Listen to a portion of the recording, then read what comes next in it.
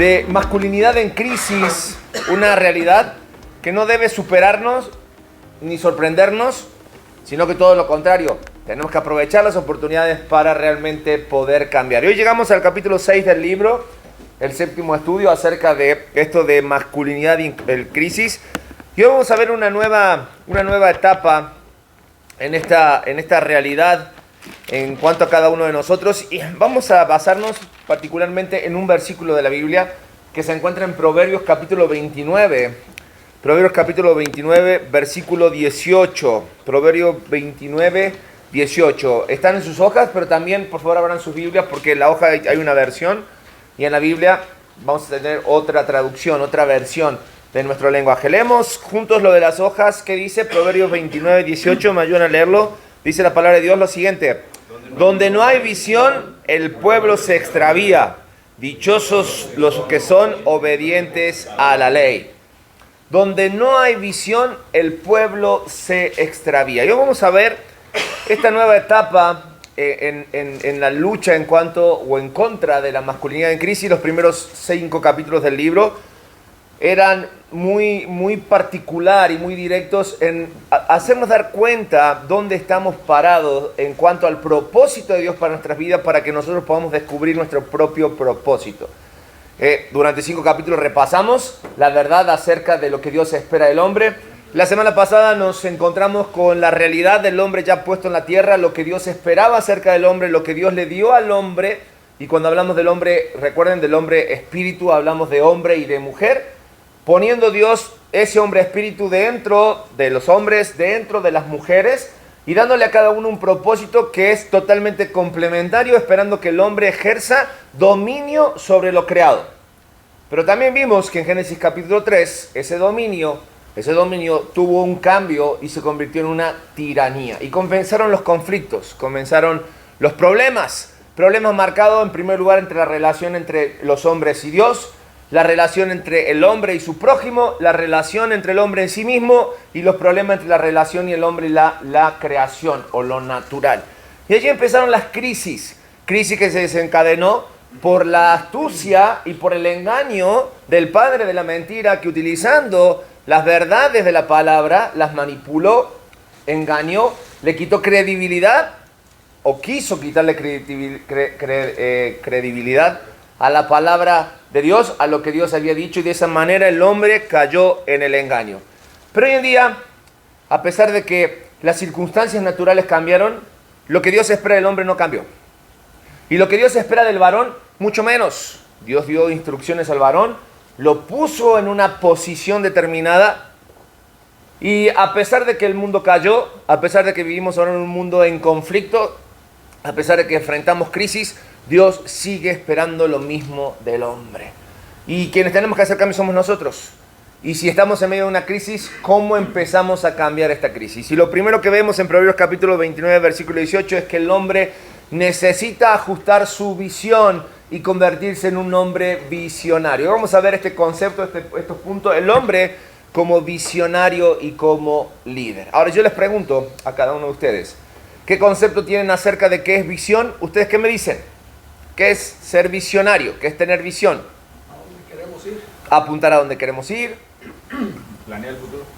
Planear a futuro. Adelantarnos a lo que viene.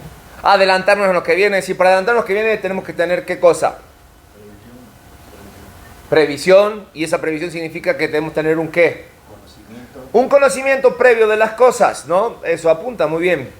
Y mira, cuando la palabra de Dios, y alguien que me lea por favor la versión de Proverbios capítulo 29, versículo 18 en su Biblia en Reina Valera, ¿qué dice? Sin profecía el pueblo se desenfrena, mas el que guarda la ley es bienaventurado. Fíjate, aquí la palabra visión cambia y dice que sin ¿qué? Profecía. Sin profecía el pueblo se desenfrena. Ahora, qué curioso, porque cuando hablamos de visión, todas las definiciones que ustedes dieron son correctas. Tiene que ver con prever, con avanzar, con apuntar, con ir en su punto, obtener un plan, un proyecto. Sí, está correcta esa definición. Pero Dios nos eleva la vara y dice que para ser un hombre visionario, Proverbios capítulo 29, tiene todo que ver con el hecho de la influencia de la palabra de Dios en nuestras vidas. Es decir, yo empiezo a ajustar mi visión empiezo a planear mi vida, empiezo a apuntar a mi futuro con bases sólidas. Claro, por eso decía que las definiciones que ustedes daban son correctas, pero el tema es dónde vamos a parar o dónde vamos a basar nuestra visión, nuestros planes a mediano, en corto y en largo plazo. ¿Por qué? Porque fuimos llamados a eso. Mira, generalmente es algo que no se nos enseña a los hombres. No sale en forma natural estar planeando, ¿no? Algunos más creativos que otros, por necesidad, es como que tenemos la obligación. Te voy a dar un ejemplo muy simple. Cuando nuestras esposas vienen a contarnos algo, y no digan que yo les dije esto, cuando nuestras esposas vienen a contarnos un problema, nuestra reacción natural, ¿cuál es? Dar respuesta. Dar una solución, dar respuesta. Cuando solamente ellas quieren, ¿qué cosa? Contarnos. Pero en forma natural, nosotros queremos dar una solución. Y le damos No, y después, exactamente, y después nos enojamos y se enojan ella, entonces genera el conflicto. Porque está en nuestra naturaleza. Quiero que entendamos ese punto. Suena un poquito como cómico, pero es nuestra naturaleza. Y de eso se trata, porque fuimos hechos para eso. Nuestra naturaleza Dios nos puso, por eso le dio al hombre las instrucciones, porque sabía que el hombre iba a ser más práctico. Ante el conflicto, ante la situación, la adversidad, lo positivo, el hombre planea. Planeamos, damos soluciones. Por eso cuando hablamos de esto, la primera responsabilidad que trae una satisfacción espiritual al hombre es el hecho de que seamos visionarios. Ahora, es importante que tú y yo podamos tener una idea hacia dónde nos dirigimos. Pero Proverbios 29:18 va más allá de esos planes que nosotros podemos hacer en forma de una visión empresarial o de soluciones prácticas o incluso materiales. El hecho de lo que Dios espera en nosotros en cuanto a tener visión, ¿sí?, trasciende un poco más. Por eso vamos a analizar rápidamente este versículo en tres partes. La primera parte dice, donde no hay visión es claro, donde no hay ley, o mejor dicho, donde no hay profecía, ¿qué ocurre? ¿Qué significa tener visión? Mira, es simple. Tener visión significa lo siguiente. Es poder concebir y moverse hacia tu propósito en la vida. Es decir, que tienes fe en Dios y en aquello que Él te dice de tal manera que te estás moviendo, completamos ahí, moviendo continuamente hacia tu propósito o hacia tu visión. Realmente el hecho de que como visionario nosotros apuntamos hacia donde queremos llegar realmente. Porque todo lo demás, todo lo que está a nuestro alrededor existe y existirá aún no estando nosotros. Pero un visionario, una persona que entiende lo que Dios espera y camina o se mueve hacia ese punto, va a entender que los demás distractivos van a estar ahí siempre. Es lo que pasó con Adán y Eva. La instrucción de Dios era clara. Le dijo, de todos los árboles del huerto, mira, de absolutamente todos puedes comer. ¿No fue esa la instrucción? Excepto de uno. De uno. Yo calculo que fueron muchos días, muchos meses. No lo dice la Biblia, pero permítanme, denme el permiso, ¿verdad? Que Adán y Eva pasaron enfrente de ese lugar. ¿Me entiendes? Pero hubo un momento en que alguien le llamó la atención en cuanto, hey, con que Dios os ha dicho, chécate qué bien se ve este árbol, chécate qué bueno está. Y logró que la visión, tanto de Eva como de Adán, se posara en aquello que le había sido prohibido. Cambiaron su visión y perdieron por un momento lo más importante en cuanto a desarrollar nuestra vida en visión. ¿Y qué es eso? Porque definitivamente cuando hablamos de la visión se refiere a una comunión divina, a una comunión íntima con Dios. Si yo estoy conectado con Dios, si yo realmente quiero afinar mi mirada y saber hacia dónde ir, lo que voy a buscar es eso, es no perder la conectividad divina. Por eso Dios quiere que los hombres tengan una visión para su vida que venga directamente de Él. Me encanta porque a veces nosotros nos complicamos la vida cristiana, porque la vida cristiana es más simple de lo que pensamos. Porque la vida cristiana si la entendiéramos de la mejor forma, quien da la instrucción también es el que te acompaña, quien da la guía también es el que te ayuda, el que te apoya, el que te sopla, el que te inspira, sería otra cosa. Pero seguimos escuchando las mismas palabras. Tú no necesitas tú no necesitas a Dios. Tú puedes solo. Y nuestra visión empieza a nublarse y empezamos a ver los distractores y empezamos a tomar otros tipos de decisiones. Perdiendo el hecho de que tú y yo como hombres fuimos realmente creados y diseñados para tener visión. ¿Por qué? Porque Dios realmente creó al hombre para que pudiera ser capaz de ver la perspectiva total de la vida. Y cuando vemos Proverbios, cuando dice donde no hay visión, nos damos cuenta que aquí en la palabra de Dios significa que donde no hay visión, la gente está como desenfrenada. La gente está suelta. Es decir, comienzan a seguir sus propios caminos, olvidando lo que realmente es importante. Ahora, nosotros podemos volvernos de esto, o nosotros podemos empezar a agudizar nuestra visión para saber qué es lo que Dios realmente espera de nosotros. Al esperar que nosotros seamos hombres visionarios, sí.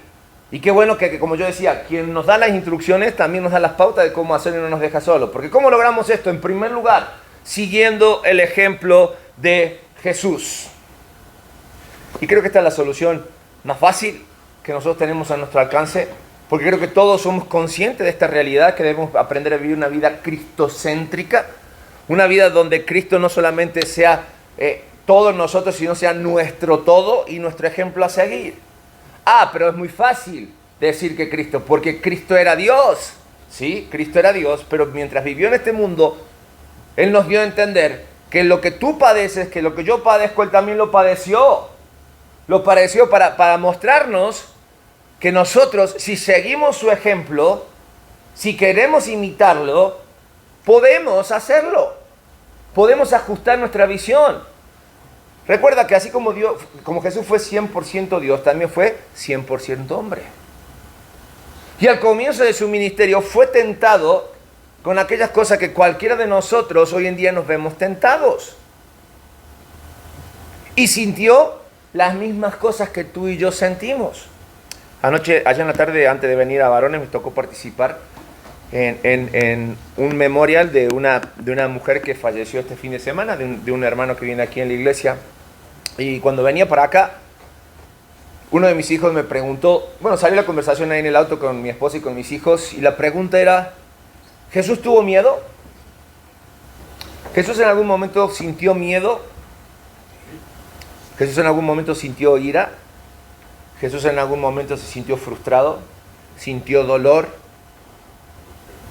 ¿Jesús en algún momento ¿qué otro sentimiento habrá compartido con nosotros? Decepción. ¿Me entiendes? Tristeza. Se sintió traicionado. Coraje. Claro, el sentir no es el problema. El problema es ejecutar lo que viene después del sentir. Y ahí está la diferencia. Pero nosotros podemos sentir sin ejecutar el pecado. Lo podemos hacer. Lo podemos hacer. El versículo más claro que viene a nuestra mente es: airaos, pero no pequéis. Es decir, puedes agarrar y poner orden, y puedes pegar un par de gritos y realmente buscar ese orden santo en nuestras vidas. Pero el gran secreto de Jesús, o el ejemplo que tú y yo debemos seguir de Jesús, tiene que ver con que Él conocía su identidad como Hijo de Dios. Pero aún así Él estaba, fíjate, entregado, completamos ahí nuestras hojas, entregado a una vida de comunión. Ese es el gran secreto de Jesús. Porque así como vemos las reacciones de Jesús para con sus sentimientos, vemos que también Jesús no se confiaba solamente por ser Hijo de Dios. Y lo vemos que aún en su ministerio dice que Él se apartaba y oraba al Padre. Y antes de tomar una decisión, o antes de dejarse llevar por sus sentimientos, Jesús oraba al Padre. Creo que cuando yo les pregunté si Jesús tenía miedo, el pensamiento de ustedes, ¿hacia dónde se viajó? ¿Hacia dónde? ¿Hacia qué punto de Jesús? Hacia donde estaba Hacia el Getsemaní. Getsemaní. ¿Me entiendes? Pero aún ahí, en ese momento, y se me pone la piel chinita, ¿qué fue lo que Jesús oró al Padre? Padre, si es posible, pase de mí esta copa. Era la cruz, eran clavos, eran lastigazos, era humillación, era muerte. Era muerte. Pero él dijo, Padre, no se haga mi voluntad, sino la tuya. La tuya. Eso solamente, y no por ser hijo de Dios o ser Dios encarnado, sino una persona que está totalmente entregada a una vida de comunión con el Padre, puede llegar a decir, Padre, que no se haga mi voluntad, sino la tuya. No dice que no vas a tener miedo, no dice que no vas a sufrir frustración, no dice que no vas a tener ira, pero sí dice, hágase tu voluntad, hágase tu voluntad. Si un hombre quiere empezar a ajustar su visión hasta poder tener una visión 2020, tenemos que empezar a ajustar nuestra forma de pensar a lo que dice la palabra de Dios. Porque donde no hay visión, no hay una comunión clara con el Padre. Otro que nosotros tenemos que realmente cambiar para hacer posible la visión en nuestras vidas es reconocer el liderazgo de Cristo en nuestras vidas. Completamos ahí, reconocer su liderazgo. Y esto significa seguirlo cada día. ¿Por qué? Porque tú y yo somos llamados a ser conformados a su imagen. Romanos capítulo 12. No tomes la forma de este mundo. Si no hables como este mundo, no actúes como este mundo, no participes en las tranzas que participa este mundo, no te amoldes, no te encuentres cómodo en este mundo. Eso dice Romanos capítulo 12. Les contaba que uno de los varones de la mañana me invitó a jugar fútbol a su equipo, pero solo él y yo somos los cristianos en el equipo, ¿me entiendes? Y dije, cuando vamos a jugar fútbol o hacer o practicar cualquier deporte, hay una prioridad. Y esa prioridad es ir y sacarte del estrés, ¿me entiendes? Ir y tu cable a tierra una vez por semana, correr, ¿me entiendes? Y si tienes que meter una pierna dura, vas a meter una pierna dura. Y si tienes que decir algo, lo vas a decir. Pero fue bien curioso, porque fui el jueves y lo primero que hace un equipo de fútbol para sentirte integrado hoy en día es hacerte parte de su grupo de WhatsApp. Eso es como decirte, ya estás en el equipo, ¿me entiendes? Y lo más interesante es que eso fue el jueves y el viernes me dan de alta en el grupo de WhatsApp y me dicen, bienvenido, Pastor Nicolás. Y yo dije, ching. Apenas que quería sacar al Oye, ¿y ahora cómo le hago? ¿Cómo le hago? ¿Cómo le hago? Pero se me hizo muy interesante. Se me hizo muy interesante esa parte, porque me recordó que los que jugamos fútbol siempre tenemos una frase, lo que pasa dentro de la cancha se queda en la cancha, ¿o no, mi doc? ¿Sí? En el rectángulo se queda en el rectángulo. Pero lo más curioso de todo esto es que, aún con uniforme, sin uniforme, en el deporte que practiques, sigue siendo un hijo de Dios, ¿entiendes? Y no está mal que de repente pongas una pierna dura, o que lo que está mal es que no representes de la mejor manera quien dice ser un cristiano o un hijo de Dios. Y esto no solo, esto nos reímos del deporte, pero que en el trabajo, que a la hora de hacer negocios, que a la hora de presentar un presupuesto, que a la hora de defender a alguien conforme a lo que dicen los parámetros de la ley, que a la hora de pagar impuestos, que a la hora de pagar nóminas. ¿Me entiendes? Eso es realmente lo que es ser visionario y reconocer el liderazgo de Cristo y ser conformado a su imagen. No te olvides nunca de esta expresión cuando vayas a hacer algo. ¿Qué haría Jesús en tu lugar? ¿Cómo hablaría? ¿Qué actuaría? ¿Pagaría o no pagaría? ¿Me entiendes? Es interesante. Porque cuando yo dependo totalmente del Padre, yo sé que Él quiere que yo haga lo correcto porque Él se va a encargar del resto. Hasta con rima salió eso. ¿Me entiendes? Porque otra cosa que Dios espera que tú y yo hagamos es que aprendamos a escuchar la dirección de Él. Afinemos nuestro oído para tener la visión correcta. Y es interesante porque yo les decía recién, el que nos dice cómo hacer las cosas no nos deja solo. Y cuando nos da las instrucciones, aparte fíjate, nos dejó al Espíritu Santo, nos dejó su palabra, nos dejó la oración y también nos dejó personas con las cuales nosotros nos podemos rodear espirituales que pueden darnos un consejo. Pero abro paréntesis en cuanto a esto. No dependas de lo que otros pueden decirte solamente, sino que busca, dice la palabra de Dios, en la multitud de consejos abunda la sabiduría, pero también en las muchas palabras abunda la mentira o la exageración. Ten cuidado con eso. Busca el consejo oportuno, pero vive tus propias decisiones, tus propias consecuencias de tus decisiones. No hagas responsables a otros. Y con esto no me estoy lavando las manos en cuanto a la responsabilidad que tenemos los líderes dentro de la iglesia, sino el hecho de entender que nadie va a vivir tu vida y nadie va a vivir tus consecuencias. Puedes tomar el consejo, y siempre lo hemos dicho, no me crean todo lo que uno les dice, vayan a la palabra de Dios y afinen su oído para poder afinar su visión. Donde no hay visión, no hay comunión con el Padre, no se reconoce el liderazgo del Hijo y tampoco se afina el oído para escuchar la voz de Dios. Por eso, la segunda parte del versículo dice, el pueblo se extravía. Es decir, donde no hay ninguna visión, se pierde definitivamente lo que es la identidad. La identidad. Por eso estamos como estamos. Por eso, la gran estrategia del enemigo fue hacer menos la palabra de Dios, y lo sigue haciendo hasta el día de hoy, y a lo que Dios llamó bueno o muy bueno, hacer menos. Y decir, experimenta, busca otras cosas, sigue tus sentimientos. Y hoy tenemos en el mundo una carencia de identidad. Tal es así que hoy el mundo te ofrece más de 170 identidades o géneros que tú puedes asumir en forma diferente si lo quieres ver en cuanto a definirte quién eres. Ya no te llamas solamente por un artículo personal o un pronombre personal, ¿me entiendes? Sino ahora te puedes llamar como tú quieras. Eso por darte simplemente un ejemplo, ¿me entiendes? Y eso no es otra cosa más que la falta de identidad en nuestras vidas. Pero cuando yo empiezo a afinar mi visión, cuando empiezo a entender qué es lo que Dios espera de mí a través de lo que Él dejó escrito en su palabra, puedo entender que comienzo a mejorar cuando descubro quién soy en Dios. ¿Quién soy realmente en Dios? Si hoy tuvieras que definir quién eres en Dios, ¿qué es lo más importante en tu vida? ¿Qué es lo que define tu vida? Porque si yo pregunto en general quién eres en Dios o quién es Dios para ti, la respuesta correcta es que Dios es nuestro creador, porque Él sigue siendo y es el creador de todas las cosas.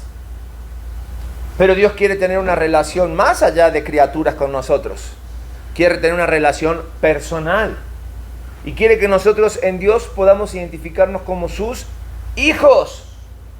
Por eso Dios provee para que todo el que está perdido, todo el que erró en su visión, todo el que vive bajo el flagelo del pecado, puede encontrar a través de Cristo su identidad primaria y saber que Dios no solamente es su creador, sino que Él a través de Jesucristo puede ser su Padre. Su Padre. Mi identidad comienza cuando yo sé definir quién soy en Dios. Y eso ayuda a definir mi propósito general como hombre, que sigue siendo el mismo que desde el principio. Dios puso al hombre para dominar la creación. Y cuando hablo de dominar, hablo de representar al que tenía el poder. Pero recuerden, Génesis 3 confrontó el dominio contra la tiranía. Y al llegar las crisis y los problemas, se convierte todo contrario a lo que Dios había pensado. Y ahora hay conflictos. Y ahora yo ya no domino en forma natural con el orden divino. Jesucristo, el hombre, la mujer. Sino que ahora todo se vuelve como todos contra todos. Todos contra todos. Y perdemos el propósito general como hombre. Y donde el pueblo se extravía es porque también pierdo mi propósito individual como hombre. Que tiene todo que ver con el punto siguiente. Porque al final Dios nos puso en una posición que quizás nosotros renegamos. O no nos las creemos. Porque hoy en día nos han hecho menos. Y entiéndanme esto, yo no creo ni soy partidario ni del machismo, ni de que el hombre y la mujer no pueden hacer las mismas cosas. Pero sí estoy convencido de que Dios eligió un orden y que nosotros debemos respetarlo. Y ese orden es que Dios decidió, aunque el hombre no quiera, o aunque el hombre se haga a un lado, o aunque el hombre la quiera dejar pasar, Dios eligió que el hombre esté en el liderazgo. Que sea la cabeza responsable, para que a la hora de pedir cuenta, Dios tenga a dónde ir. Lo hizo en el huerto, ¿no? Lo hizo en el huerto, porque Satanás llegó por el lado de la mujer, pero Dios vio a ambos como pecadores. Y a la hora de tomar cuenta, ¿con quién fue? Y si Dios sigue siendo el mismo ayer, hoy y por los siglos, ¿sabe a quién va a tomar cuenta? El día que Él pase a cuentas a cada uno de nosotros acerca de lo que hicimos en nuestro hogar, con nuestras esposas, con nuestros hijos. El orden divino del liderazgo al hombre, a nosotros.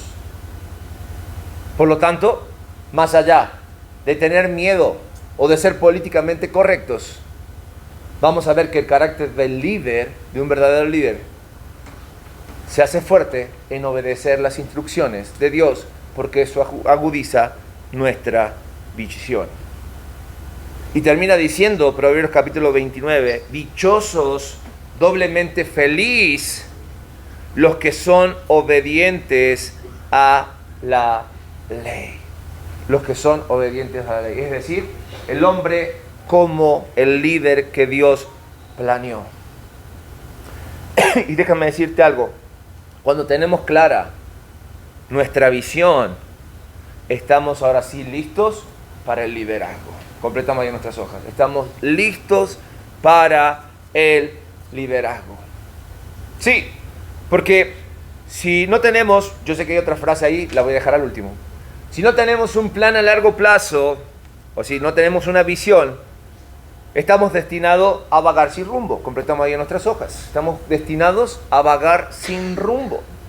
Andar como zombies en este mundo, sin saber qué es lo que queremos, con carencia, con falta de identidad. Por eso decimos que sin visión, o sea, sin una revelación divina, vamos a seguir los dictámenes de nuestra propia naturaleza. Completamos ahí pecaminosa. Somos pecadores por naturaleza. Dice la Biblia que nosotros buscamos de continuo el mal. Heredamos eso de nuestros padres allí en el huerto y nos convertimos en enemigos íntimos de nuestro Creador. Y estamos confrontados. Entonces, sin una visión clara, no solamente vagamos como perdidos o sin rumbo, sino que estamos a merced de nuestra concupiscencia, de nuestra vieja naturaleza. ¿Me entiendes? Y en lugar de que la sociedad viva en paz, ¿qué pasa? La sociedad vive su propio caos. Vivimos en un caos. Todo aquello que era ficticio, quizás en la época de los 60, los 70, la lucha del bien contra el mal, que nos representó muy bien, la televisión, las historietas y demás, hoy la vemos en vivo y en directo. El caos del mundo. Ayer llegué a la casa y mi esposa me recibió con la noticia, no sé si son conscientes o si escucharon, de hoy el mundo influencer. Hoy puedes ver a cualquier persona a través de tu celular lo que está haciendo. Una jovencita de 23 años que estaba dando un video en vivo. Llegó alguien, por aquí cerca, en su negocio, llegó alguien a la vista de los que lo estaban viendo a quitarle la vida. ¿Eso no es caos? El mundo está al merced de su naturaleza, está sin rumbo, vivimos en un caos. Por eso si nosotros como cristianos pudiéramos, y no digo que no podemos, pero pues nuestra visión y nuestra responsabilidad es otra, pudiésemos formar un partido político y crear un eslogan para la sociedad.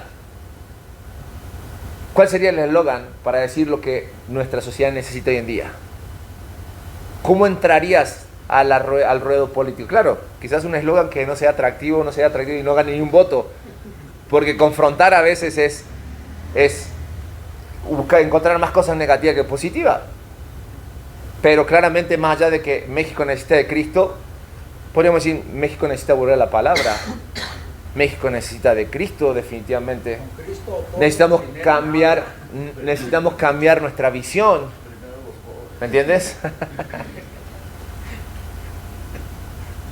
Cosas en nuestras vidas que realmente nosotros debemos entender que no son nuevas. En el Antiguo Testamento, el libro de Jueces nos deja claro y nos dice que en los tiempos de los jueces no había rey en Israel y cada uno hacía lo que bien le parecía. Y se levantaban los jueces o los caudillos y el pueblo tenía un momento de zozobra, de comunión con Dios, pero caía el juez y el pueblo caía otra vez en cautiverio, en cautividad del pecado o en cautividad de algún pueblo enemigo. Y el pueblo volvía a rogar y Dios volvía a mandar un juez. Y así se la llevaron durante mucho tiempo. Y pareciera que así nos gusta vivir nosotros. Desconocemos que Dios y Cristo reinan en nuestras vidas y nosotros empezamos a manejarnos con nuestras propias leyes. Y somos sometidos o nos sometemos cada vez más al caos. Y no nos damos cuenta que Dios espera que tú y yo tomemos ese lugar con la visión correcta y tomemos el liderazgo que nos toma empezando por nuestras vidas y empezando por nuestras familias. Agentes de cambio. No podemos esperar llegar a un lugar público, un cargo público para hacer cambios. Necesitamos empezar hoy a hacer los cambios necesarios en mi vida para afectar en forma eterna a mi familia y así afectar a mi entorno cercano. Por eso, cuando no leemos, y ahora sí, esa frase que les dejé ahí, cuando no leemos la palabra de Dios y no la vivimos en nuestras vidas, nos convertimos en personas sin visión. Sin visión. Líderes ciegos que responden a sus instintos o que siguen a la multitud o que se vuelven populares. Líderes populares. Sin hacer lo que realmente debemos de hacer. Por eso cuando ignoramos la palabra de Dios empezamos a vivir sin freno, corriendo nuestro propio riesgo, sufriendo nuestras propias consecuencias. Por eso terminamos en esta hora con características que debe estar en la vida de un verdadero líder. Una de las cosas que nosotros tenemos que entender es que Dios espera que tú y yo seamos fuertes y valientes. Y no tiene nada que ver con la fuerza física o con la valentía de no tener temor, sino que tiene que ver con la fortaleza que encontramos en la persona de Jesucristo, siguiendo su ejemplo, sabiendo que aunque todo vaya mal, nosotros que estamos del lado correcto, vamos a seguir haciendo lo que es correcto.